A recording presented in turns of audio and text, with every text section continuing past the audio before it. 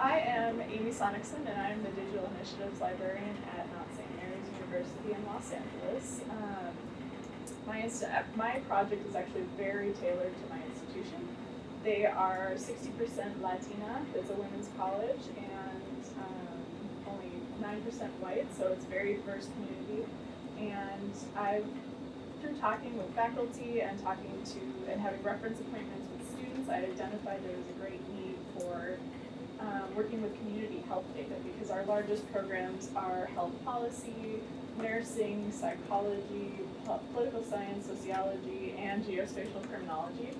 And this is what came out of that, talking to all of them, that they're interested in mapping community health, but aside from the geospatial students, they haven't created a map, they don't spend a whole lot of time looking at maps, but they want to do it as part of their coursework. So this is me wanting to take them from 0 to 100 in possibly a one-shot instruction or a series of workshops. So with that in mind, I've been trying to develop guidelines and best practices for teaching, mapping, and community health data.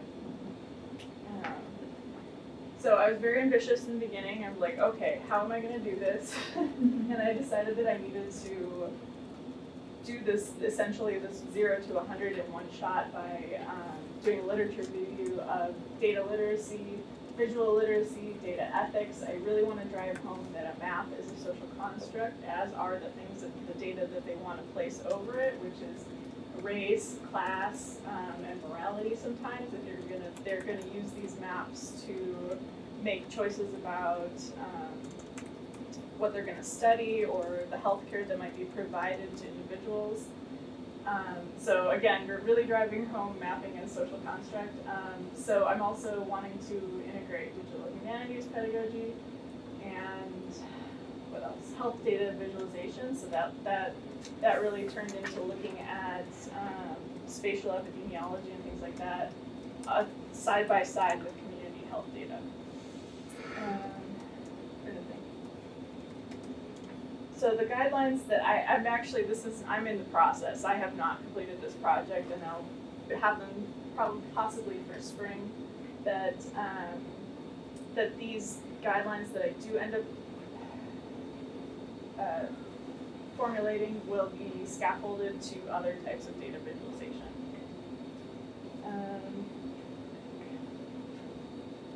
So the best example I can give that they were interested in was identifying food deserts, and they were specifically interested in looking at the Los Angeles population. So here I have Hispanic population, which again, like teaching them that we have census data and then we have estimated data that if you haven't addressed that before, you're not quite sure how many years go between this kind of data collection, and if it's all estimated, then how are we going to make a meaningful representation of this?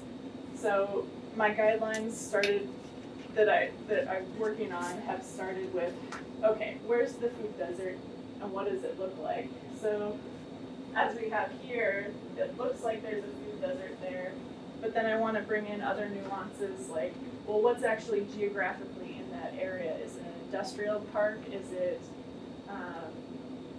it actually, this is Los Angeles, so is it a mountainous region? Are there people living there? And so to show them maybe I need to have this, and then, are you done? Nope, you're good. 1 minute. Maybe I need to also have a population density map you wouldn't want to necessarily layer this over it, but have it side by side. So these are just sort of some of the little nuances I want them to think about and to navigate. And then also what I came across, so the data set, this is out of Policy Map, which again is a tool, it's a proprietary tool. The data is actually proprietary because it's been cleaned and enhanced by Policy Map, but so that they also recognize that.